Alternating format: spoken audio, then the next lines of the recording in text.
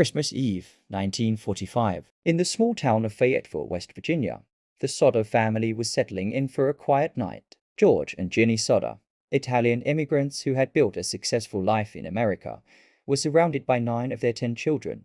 It should have been a night of celebration. Instead, it became the prologue to one of the most baffling mysteries in the history of the United States. Around midnight, the phone rang. Jennie answered, but the voice on the other end was a stranger, a woman laughing with the sound of clinking glasses in the background. Jennie hung up, dismissed it as a wrong number, and went back to sleep. But the night was far from over. An hour later, she was jolted awake by a heavy thud on the roof, followed by a rolling sound. Half an hour after that, she smelled smoke. The house was on fire. George and Jennie managed to escape with 4 of their children, but 5 remained upstairs: Morris, Martha, Louise, Jennie, and Betty. The staircase was already a wall of flames. Desperate, George ran outside to grab his ladder to reach the attic windows. It was gone. He tried to start his 2 coal trucks to drive them closer to the house to use as a platform. Neither would start, despite working perfectly the day before. He tried to draw water from the rain barrel. It was frozen solid. For 45 minutes,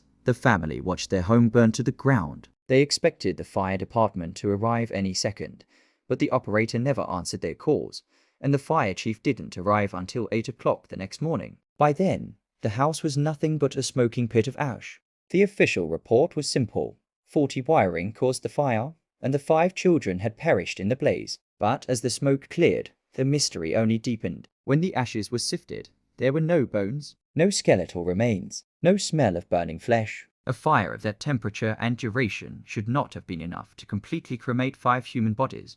The Sodders refused to believe their children were dead. They began to recall the strange events leading up to that night. A few months earlier, a stranger had appeared at the house, asking about work. He pointed to the fuse boxes and warned George that they would one day cause a fire.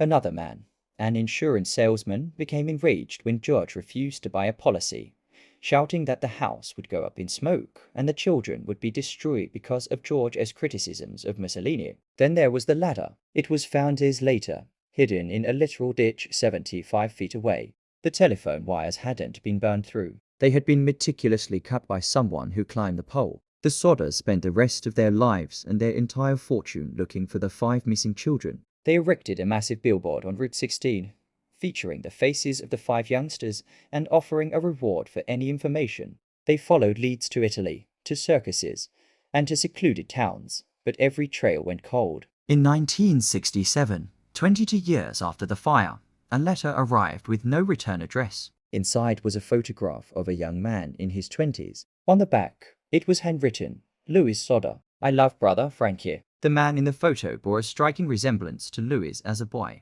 George and Jennie hired a private investigator to find the source of the photo, but the investigator disappeared and was never heard from again. Jennie Sodder wore black every day for the rest of her life as a sign of mourning, not for her children's deaths, but for their disappearance. She planted a garden on the site of the burned house and tended to it until her death in 1989. To her, the ground was not a grave, but a place of waiting. Theories have persisted for decades. Some believe the children were kidnapped by the Mafia as a vendetta against George. Others suggest they were taken to Italy to be raised by relatives. To this day, the billboard is gone, and the parents have passed away.